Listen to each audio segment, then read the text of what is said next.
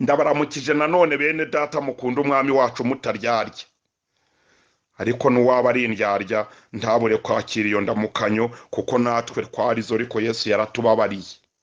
Amen. Twavugaga rero ibyerekeranye no gusenga isengesho dushingiye ku magambo yanditse muri Matayo igice cya 6 guhera ku murongo wa 5 kugeza ku wa 15. Twavuze ibintu bine: uburyo butatu bwo gukinga urugi, ariko byabanjirijwe no kudasengana uburyarya. Hakurikiraho kumenya gukinga inzugi z'uburyo butatu mu gihe tugiye kwihererana n'Imana, kuko igituma ebyiri za mbere twazivuzeho ni uko ushobora no gufatwa n'umwuka w'amasengesho ari nta nzu n'imwe urimo, uri ku gasozi, uri no mu isoko. Yewe ushobora gusenga kandi ugakinga urugi kandi uri ku gasozi. Wakinga rwa rundi rw'umutima, wakinga rwa rundi rw'amaso bishoboka, usibye ko hari n'igihe ushobora no gusenga ukanuye bikumvwa. Ntabwo gusinziriza ari byo bituma Imana iza vuba kukumva, biterwa no kwizera kwawe. Ushobora no gukanura kandi ukirinda ibikurangaza kandi ukanuye, kimwe nuko ushobora no gusenga uri mu nzira ugenda kandi ukaguma mu masengesho. Byose rero biterwa no kumenya rwa rundi rw'umutima n'urugi rusanzwe rero mu gihe urimo usengera mu nzu. Noneho ku murongo w'9 haravuga ngo Yesu arababwira ngo mujye musenga gutya muti: Data wa twese, Data wa twese uri mu ijuru. Iri sengesho ririmo ibintu nyamukuru dukwiye gutekerezaho bigeze kuri bitatu mu gihe ugiye kujya imbere y'Imana umuremyi wawe. Icya mbere ni ukumenya ko ari so, ko ari Data wa twese, kandi ko aba mu ijuru. Icya mbere rero ubanza mu isengesho ryawe ni uguha Imana icyubahiro. Guha Imana icyubahiro: Data we, izina ryawe ryubahwe. Ibyo ngibyo uyiha icyubahiro utitaye ku magorwa yawe, utitaye ku bibazo wahuye nabyo. We kubanza ingorane z'ibibazo byawe, banza uha Imana icyubahiro cyayo. Data wa twese uri mu ijuru, izina ryawe ryubahwe. Nubwo nkennye, nubwo nshonje, nubwo ndwaje, nubwo ndwaye, nubwo napfushije, nubwo nahuye n'ibibazo, nubwo business yanjye yajemo igihombo, nubwo izo za nubwo zose ziramaze, n'ubundi zabayeho nyine ntaho bigarurira. Urarwaye koko, urarwaje, urababaje, uri umupfakazi, uri imfubyi, uteye agahinda, wikwitera imbabazi. Rero banza uhe Data wa twese icyubahiro cy'uti: Mwami, ibyambayeho byose, ariko izina ryawe ryubahwe. Amen. Izina ry'Imana yacu, Imana ikwiye kubahirwa ko ari Imana byonyine, ukayubahira yuko wayimenye kwibaho, kuko hari abandi mwavukiye rimwe batazi kuyemera. Ubu kuba twarahawe iyi mitima ipfukamira Imana, tukumva ijambo ry'Imana, tukaryemera, tugapfukama, tugasengerwa, tukababarirwa ibyaha, tukinjira muri Yorodani, tukabatizwa, tugahabwa izina mu gitabo cy'itorero, tukagira ibyiringiro ko dufite n'izina mu gitabo cy'abaturage b'ijuru, aricyo gitabo cy'ubugingo. Ibi ni ibintu dukwiye guhera Imana icyubahiro, tutitaye ku moko y'ibibazo n'ingorane zacu. Izina ry'Imana yacu ryubahwe. Iri ni ijambo rero rikwiriye gutuma rwose twubahisha Imana, tukayiha icyubahiro cyayo. Ikindi tukavuga ngo ubwami bwawe buze, izina ryawe ryubahwe. Umundi guhera kuri njye usenga mu mutima wanjye, ubwami bwawe nibuze. Haleluya. Nibwururuka bukakururukiramo, nibwo uzibagirwa intambara zawe. Ubundi tumaze guca akenge, dukwiye kumenya ko gutinda imbere y'Imana tuyishimira bidukururira ibyifuzo n'ibisubizo byabyo vuba, kuruta gutinda ku bibazo byacu tubisengera y'amaganya. Naragowe Mwami, nyine urareba ko mfuye rubi, nyine urabona ko mfite ingorane, nyine urareba yuko ntavutse banza nk'abandi, nyine urareba yuko ukihugirwaho. Oya, Imana icyubahiro cyayo uyishimire ko naburaye abandi barariye. puissance de la louange, imbaraga ziva mu gushima Imana zirakomeye kuruta izo kwabonera mu gusabiriza cyane.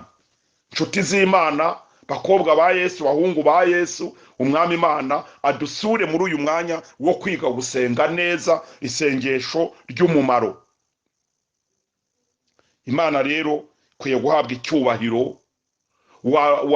Warwaye, wahombye, wakennye, wahawe imigisha, wadepoje akazi bakafata abandi we bakagusiga, yewe nabatsinze mu bizamini rimwe na rimwe muri interview kuko udafite ukujugunya mu kidendezi, ukabona uratashye n'ubwenge bwawe n'ama diplome yawe, nabwo genda ushima Imana uti mwami izina ryawe ryubahwe, kuba kariya kazi ntakabonye buriya hari impamvu yawe. Umunsi wansanze ku iki kidendezi cy'ubushomeri, nuvuga ngo nimbyuke nikorera uburiri bwanjye, nzagenda nemye utiriwe unjugunya muri biriya bidendezi bene wabo bari kujugunyamo bene wabo. Nukuri Imana yo mu ijuru izareba ukuntu yitaramiye uyishimira ko bakwimya akazi kandi warize, izabona ukuntu uri kuyishimira yuko umaze umwaka mu bushomeri cyangwa urenga. Noneho bizageraho nayo ivuge ngo uri kuyu mwana wanjye, uyu muhungu wanjye, uyu mukobwa wanjye uhorana amashimwe n'uturirimbo n'ibitwenge, uwamuha akazi byacuriki. N'imihigo wagiye uhiga, mwami ninkabona umushahara wa mbere tuzawugabana, nzajyana icya kabiri cyawo mu rusengero, mwami ninkabona nzajya nkwima kimwe mu 10, mwami ninkabona. Erega jya umenya kuganira n'Imana nk'uganira na so. Yesu abigufashemo kubyumva no kubyakira. Business yanjye nigenda neza, ubwo ndi kujya ndangura mpendwa ngacuruza mpomba, ubwo uruganda rwanjye rudakora neza, ubwo hoteli yanjye yabuze abakiriya, ariko ndagushimiye ko nayo nibura nyifite. Ndagushimira ko nibura nubwo imodokari yabuze uburyo bwo gukora ingendo, ariko nibura ndayifite. Icyubahiro kibi cyawe ko mu muryango w'iwacu natwe washyizemo umuntu ushobora gukaraga direction ya gauche à droite, nuko ushimira Imana ujye ugenda uyiramya. Mu gihe abandi bagenda bayituka barwayemwo indaya bajya gusambana nazo, abandi barwayemwo ibisamba, abandi barwayemwo ibintu bya fraud, abandi barwayemwo ibitagira umumaro, wowe jye ugenda utwaye Yesu mu bakiriye ufite, mu bantu wahaye rifuti, ujye umenya ngo ninjye na Yesu dutwaye aba bantu. Nicyo gituma uramutse ufite ikinyabiziga udakwiriye kwirengagiza abakene, kuko nawe wanyu bari abatindi, nawe wigeze uba umukene. Jya ugerageza rero kumenya ngo nge na Yesu turi kumwe mu byo nkora byose. Bituma ushimira Imana wanahombye, kugira ngo Imana nigushyira hejuru uzavuge uti mwami nagushimiraga mu bihombo, ariko no mu iki gihe cy'imigisha irimo yifurunisa nabwo niwakira icyubahiro. Nukuri uzagera mu ijuru amahoro numenya iri sengesho ryo gushima Imana. Data wa twese, izina ryawe ryubahwe kandi ubwami bwawe buze, maze ibyo ushaka bibe mu isi nk'uko bibaho ngaho utuye mu ijuru. Iryo azaba ari isengesho n'umwami Yesu wari twigishije agira ngo ridukomeze. Ntabwo ari ryo twaheramo ryonyine ngo ubwo niryo yadusabye, ahubwo ni nka breveyasiyo yadukoreye y'uburyo twajya dushamikiraho amasengesho yacu twuririye kuri iri sengesho. Icya kabiri tubona mu iri sengesho ni uguharira Imana ubumana bwayo. Guharira Imana ubumana bwayo. Nubwo mfite ibibazo, nubwo ufite ibibazo, nubwo ufite agahinda, nubwo ufite intimba n'imibabaro, ariko harira Imana ubumana bwayo. Haleluya. Uyibwira uti ibyo ushaka aba ari byo biba. Hari igihe ibyo nzanye, igifurumba cy'imibabaro yanjye n'agahinda n'amaganya byaza guhabana n'ubushake bwawe. None ibyo ushaka data aba ari byo biba ku mukobwa wawe, aba ari byo biba ku muhungu wawe, aba ari byo biba ku mwana wawe. Hari igihe ibyo nshaka byantera ingorane, ariko nabishakaga rwose mubyeyi. Imana yacu kuko wayihariye ubumana bwayo n'ubushake bwayo kuri wowe, biraza gutuma iza gukora n'ibirenze ibyo wowe wasabaga. Yesu ari Getsemani mu butumwa bwiza bwa Matayo igice cya 26 guhera ku murongo wa 39 yaravuze ngo data, kubwanjye nifuzaga yuko iki gikombe kindenga. Wenda tuzakomeza kubyiga muri iyi minsi ya Pasika. nuko nyine tubyifashishije muri uyu mwanya w'isengesho. Nashakaga ku bwanjye ko iki gikombe kindenga, ariko mubyeyi mon père celeste, bigiye kuba uko nshaka ahubwo bibe uko wowe ushaka. Kandi uko Imana yashakaga nuko kitamurenga kugira ngo akinywereho, amena, abone uko akiza abantu no kubagarura ishusho y'ubwiza bamburiwe mu Edeni ubwo rusofero yabacumuzaga. Byari ngombwa ko akinyweraho, ariko wahageze yumvise agahinda, abwiye abigishwa be ngo umutima wanjye ufite agahinda kenshi kenda kunyica. Kubera iyo mpamvu data nifuzaga ko iki gihe cyandengaho, niba bizanaza bikazaba biza ikindi gihe, ariko nanone mondiye data wa twese, bigiye kuba uko nshaka ngaho nibiba uko ushaka. Abisenga ubugira gatatu mu ijoro rimwe ry'Igetsemani, bituma ngo Imana imwoherereza marayika ngo umwana wanjye aransaba ko kimurenga kandi isaha yageze yo kukinyweraho. Marayika ihutane agaseke k'imbaraga uzimusukeho. Bibiliya bitubwira, nusoma ayo magambo twavuze muri Matayo 26, urasanga ngo marayika yamanutse mu ijuru ngo amwongerere imbaraga, kuko yarageze aho agahinda ko kwakira icyo gikombe cy'imibabaro ngo abone uko aducungura, ngo byamuzanishije ibyuya bisa n'amaraso.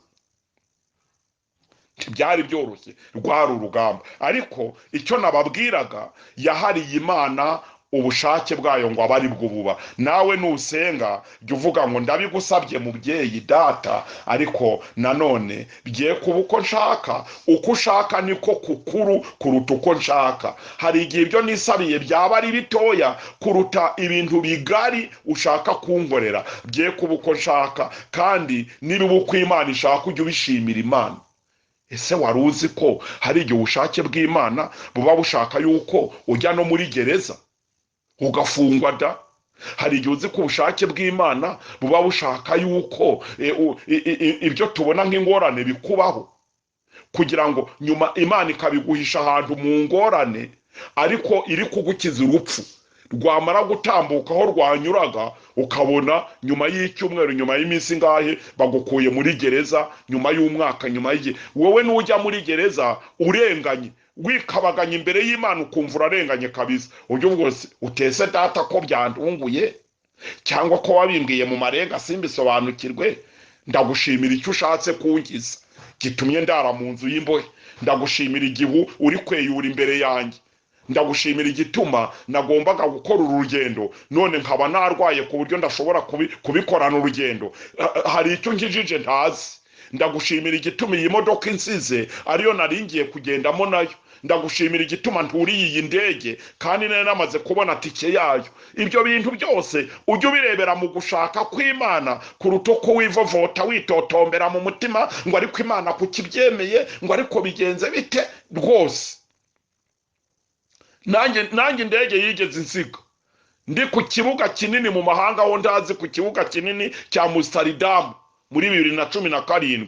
Ndara nsenga mu kibuga, indege ya 11:15 y'umugoroba yansize. Nuko ariko mbona uburyo bwo kwiherana n'Imana muri icyo kibuga mu mezi y'imbeho. Ndasenga ubushake bwawe aba ari bwo buba. Mu gitondo ngomeza urugendo njya muri Norvege, niho nerekeraga kujya mu ivugabutumwa, ariko ndavuga ngo ubu hari ikintu Imana yashatse ko nacyo niga iri joro ryose nihereranye nayo mu kibuga cy'abandi mu mahanga ya kure atandukanye. Bwari ubwa mbere kandi ngeze muri ibyo bice, ariko ndahasengera Imana mu gitondo. Barambindurira tike y'indege batirebanya kandi mayero yo kurenzaho, nurira indege ndagenda ngomeza urugendo. Kandi ngezeyo mbonye imbaraga z'Imana zihari n'uburyo ntaramanye n'abantu ba Norvege amajoro angahe namaze y'icyumweru. Mbona ukuntu bakira ijambo ry'Imana, ndavuga ngo niba Satani yarimo arwanya, nanjye nibyo Imana yashakaga ko nihererana yo nkarara mbisengera kugira ngo nzabe mfite izi imbaraga zinshoboza kubana n'aba bantu ba Norvege. Amen. Imana rero ikora ibyo ishaka, rimwe na rimwe tukitotomba. Sinabuze kwiganyira, ariko Imana kukibyemeye. Umuntu w'Imana rwose wavuganye nayo nkiri mu Rwanda kwizajyana nanjye, none ndaye mu kibuga. Ubuse marayika ntiyari kunterura agatuma indege itansiga. Ibintu ngibyo ariko nyuma yabyo n'abandi bye kuba uko nshaka bibaye uko Imana ishaka. Yesu ashimwe rero kumenya guharira Imana ubushake bwayo. Nawe yarabikoze muri iri sengesho ryasengeye i Getsemani kuko nababwiye. Icya gatatu tubona muri iri sengesho ni ugusabira noneho ibyo dukennye. Nabyo Imana irabitwemerera, ariko nanone tugasaba dufite ibyiringiro, tugasaba dufite kunyurwa n'ibyiduha. Yaravuze ngo none nimumara guha Imana icyubahiro cyayo, mumaze kuyiharira ubumana bwayo, ubushake bwayo ko ari bwo bukora, mwongere muyibwire ngo uduhe none rero ibyo kurya byacu by'uyu munsi. Amen. Ntabwo yavuze ngo musabe ibyo kurya by'iminsi 10 cyangwa musabe byinshi. Ubu abantu baraguze ibiryo bapakira mu mazu kubera guhunga corona ngo batazaguma mu nzu inzara ikabica. Nibyo, ayo nama yeri nyine y'abantu ni byiza. Nuko yabonaguze iby'ibyumweru 2 ati reka nsubireyo dawe yasinamenya nyuma y'ibyumweru 2 akagura ibindi by'ibyumweru 2. Ubu hari abibitseho ibiryo bizarinda bigeza mu kwa 8 bikiri mu nzu, bakivuvura ku muceri, bakivuvura ku kawunga, bakikora ku masaka, bagikora ku bigori, nuko Imana ishimwe ko yabahaye uburyo bwo kubidepoza. Ariko nawe utarabonye ibyo depoza n'iby'ukwezi kumwe, humura n'ukuri kose Imana yo mu ijuru izagutunga. Ntabwo uzicwa n'inzara ngo tugushyingure. Ujye usoma amagambo y'Imana baho nta mukiranutsi wicwa n'inzara uhereye mu buto bwanjye kugera mu zabukuru, niko Dawidi yavuze ngo ntabwo umukiranutsi w'Imana azicwa n'inzara cyangwa urubyaro rwe rusabirize. Ari abaguze iby'amezi 8, ari abaguze iby'amezi 6, ari abaguze iby'umwaka wose, ari abaguze iby'icyumweru kimwe, ari uwo byashize none uyu munsi ndimo mbabwira ijambo ry'Imana.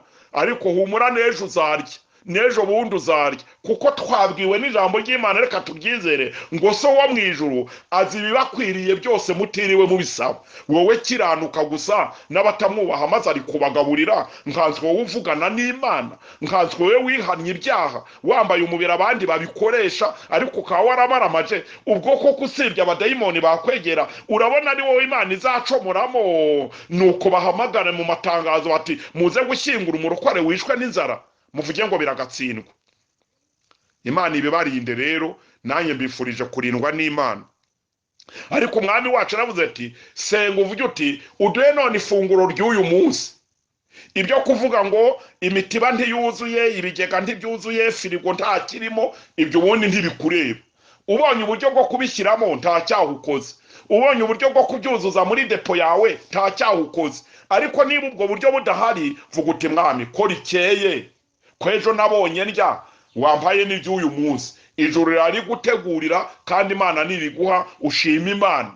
Iby'ibigega byuzuye n'amakonte yuzuyeho amafaranga n'amadepo muri momo n'ibindi bizaba biza hanyuma, kuko ijambo ry'Imana ryo riritosheje kutugirira neza. Imana ibaha umugisha kumva neza icyo umwuka abwira amatorero mu byerekeranye no gusenga. Nuko rero umukozi w'Imana Pawulo nawe nibyo yakomojeho mu rwandiko rwa mbere yandikiye Timoteyo, igice cya 6 umurongo wa 7 kugeza ku wa 10.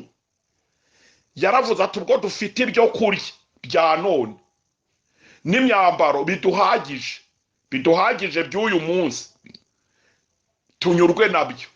Ngo kuko abifuza gukomeza bagenda babigerekeranya, ngo barayoba bakagwa mu mutego no mwirari ryinshi ry'ubupfu ryangiza rikaroha abantu mu bibahenebereza. Nibwo birukankira ku mabanki kuguza amafaranga batazi no gukoresha ngo bayabyaze umusaruro, ngo nuko bumvishe leta ivuga ngo nimuyoboke amabanki. Urayayoboka se? Amaherezo yawe niba utazi kubyaza umusaruro amafaranga, wenda bazayagoha kubw'ingwate watanze. Ariko iyo ngwate watanze ugasingira miliyoni utarigeze utunga n'ibihumbi 300, gukoresha miliyoni bizakugora. Noneho Salomo yanditse mu migani ngo uzajya kwireturuva ngo bagutwaye n'uburiri waryamagaho. Bahora se babitwara nyine utareba, bagatwarana n'uburiri byose n'akazi wari wazingazinze ngo ujye ukaruhukiramo. Ntukajye usimbukira mu bitakureba no kushyira ku rwego utarageraho. Nyurwa n'ibyawe, amena. Ibyo ufite none ibiryo byawe bikunyure, nturebe ko watarabukiye kwa mwene so ugasanga ibisorori byuzuye ku meza birimo ibiryo by'amoko yose, ngaho wagatashye unyuzwe ugataha wifashe ku itama, ngo abandi ngo bararya, ngo naho nge nukurigata. Urarigata koko? None se washima Imana ko n'ibyo urigata nabyo ubibona, ko hari n'abandi batabibona? Imana rero iguhe kunyurwa nuko umeze. Yesu yaratwigishije ngo dusengere ngo iduhe ibyo kurya byacu bya none, ibyejo bibara bande bibara bejo. Pawulo rati ubwo dufite ibyo kurya n'imyambaro biduhagije, wireba ibyakaka by'imyambaro yadutse, ureba umuntu nyine uri muri business ziwe arigerera hirya no hino mu masoko y'amahanga akavana y'umwenda, nawe ubona uduhumbi 10 bikuruhije, uti nanjye cyamburi yawe ibihumbi 200, urajya kuwinanabikaho nkandi ngo Gitare yarambwiye ngo azanyambika. Yakubwiye ko azakwambika iki?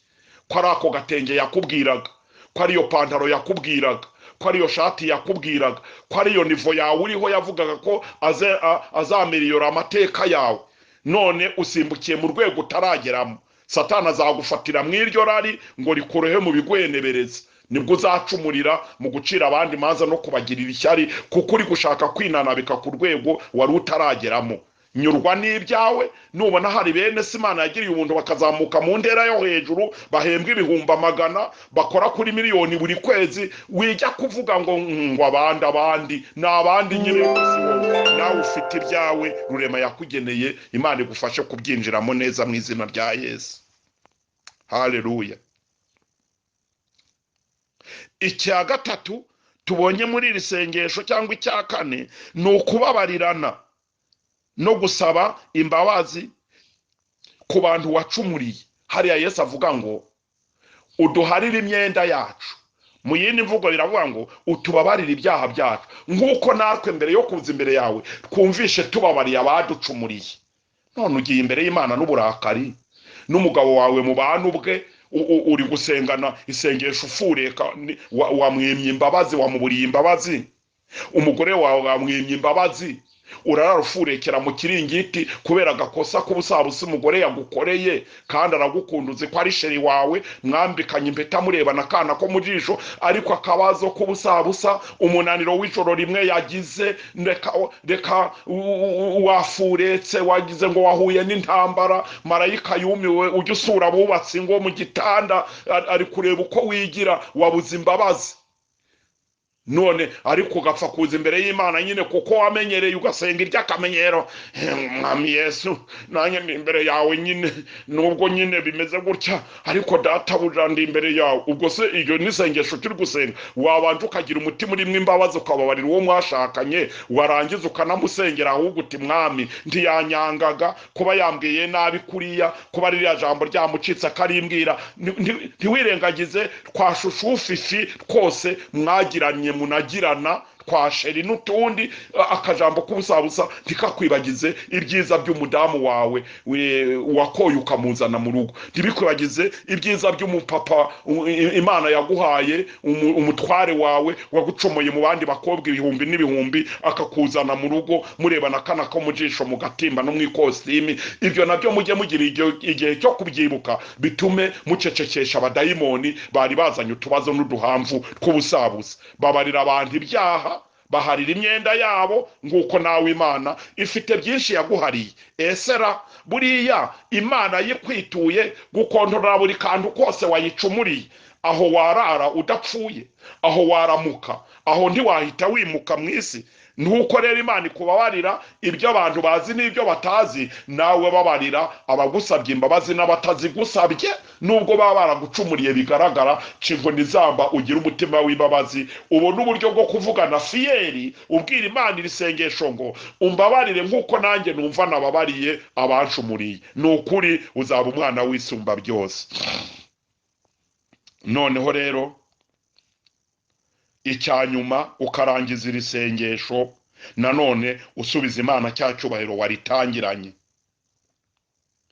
ugira uti kuko ubwami n'ububasha n'ikuzo n'icyubahiro ari ibyawe Nyagasani, none n'iteka ryose, amen. Mu gusoza rero dukwiye kugaruka kuri iri jambo ryitwa so, ukagirira Imana confiance. ukagirira icyizere Imana.